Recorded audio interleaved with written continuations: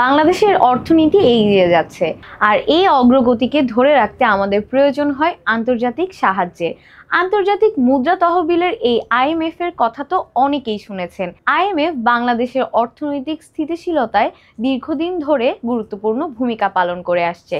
সম্প্রতি বাংলাদেশের আইএমএফ থেকে নতুন ঋণ পাওয়ার বিষয়ে কথা হচ্ছে। সেটি ঠিক কি? কেন এই ঋণ প্রয়োজন? আর এর শর্তগুলো কিভাবে আমাদের অর্থনীতিকে প্রভাবিত করতে পারে? আজকের আলোচনায় আমরা এই বিষয়গুলো সহজভাবে তুলে ধরব। 2023 সালের শুরুতে আইএমএফ বাংলাদেশের জন্য $4.7 বিলিয়ন একটি ঋণ অনুমোদন করে।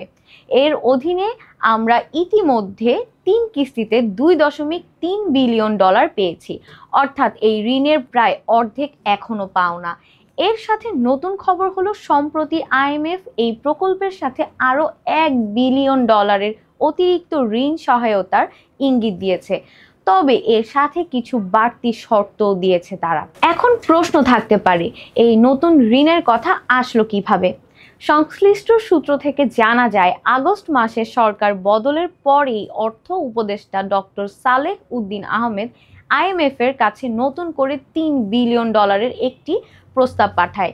এই ঋণ নিয়ে আইএমএফ এর ঢাকায় সফররত মিশনের সঙ্গে কথা হয়। তারা চলমান $4.7 বিলিয়ন ঋণের বাইরে নতুন করে ঋণের আগ্রহ দেখায়নি, বরং তারা আমাদের $1 বিলিয়ন একটি বিকল্প প্রস্তাব দিয়েছেন। তবে আমাদের জন্য এটি কতটা কার্যকর হবে তা নির্ভর করছে সরকারের প্রস্তুতির ওপর। এই ঋণের জন্য অতিরিক্ত শর্তগুলোর মধ্যে রয়েছে রাজস্ব আদায় বাড়ানো, বিদ্যুৎ ও জ্বালানি খাতে ভর্তুকি কমানো এবং ব্যাংকিং সেক্টরের অনুশাসন নিশ্চিত করার মতো গুরুত্বপূর্ণ বিষয়গুলো। এগুলোর পাশাপাশি তারা চেয়েছে ভ্যাট কাঠামো পর্যালোচনা এবং কর অব্যাহতি কমানোর পরিকল্পনা। এছাড়া নতুন ঋণ ছাড়ের জন্য সংস্থাটি বিদ্যমান কিস্তির মেয়াদ 6 মাস বাড়ানোর প্রস্তাব করেছে। আইএমএফ মিশনের সাম্প্রতিক সফরে বাংলাদেশের অর্থ মন্ত্রণালয় ও বাংলাদেশ ব্যাংকের সাথে দফায় দফায় বৈঠক হয়েছে। এই আলোচনায় তারা রাজস্ব আদায়ের সক্ষমতা বৃদ্ধিতে জাতীয় রাজস্ব বোর্ডে কাঠামোগত পরিবর্তন এবং একাধিক ভ্যাট হারের পরিমার্জনের প্রস্তাব দিয়েছে। বাংলাদেশ ব্যাংকের ক্ষেত্রে আইএমএফ ব্যাংক কোম্পানি আইন, দেউলিয়া আইন এবং কেন্দ্রীয় ব্যাংকের আদেশ সংশোধনের উপর গুরুত্ব দিয়েছে। এছাড়া সরকারকে বিদ্যুৎ ও সার খাতে ভর্তুকি কমানোর জন্য চাপ প্রয়োগ করেছে।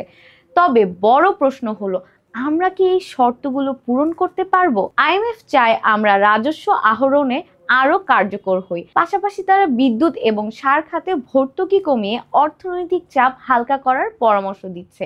এখানে চ্যালেঞ্জ হলো, এই সংস্কারগুলো সহজ নয়। করের উপর নির্ভরশীল মানুষের সংখ্যাও খুব বেশি নয়, কিন্তু দীর্ঘমেয়াদে এগুলো আমাদের অর্থনীতির জন্য বেশ জরুরি।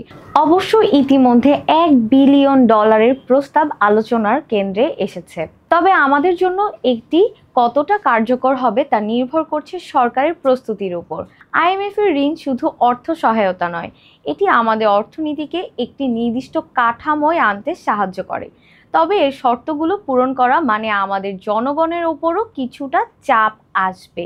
তাহলে আমরা এই ঋণ নেব কেন? নিলে এর শর্তগুলো কিভাবে পূরণ করব? এসব প্রশ্নের উত্তর আমাদের অর্থনৈতিক পরিকল্পনার উপর নির্ভর করছে। বাংলাদেশের অগ্রগতিকে টেকসই করতে আমাদের অর্থনীতির ভেতরকার দুর্বলতাগুলো ঠিক করতেই হবে। ভিডিওটি দেখার জন্য অনেক ধন্যবাদ। এমন আরও তথ্যমূলক ভিডিও দেখতে চাইলে লাইক, শেয়ার, সাবস্ক্রাইব করে আমাদের সাথেই থাকুন। আল্লাহ হাফেজ।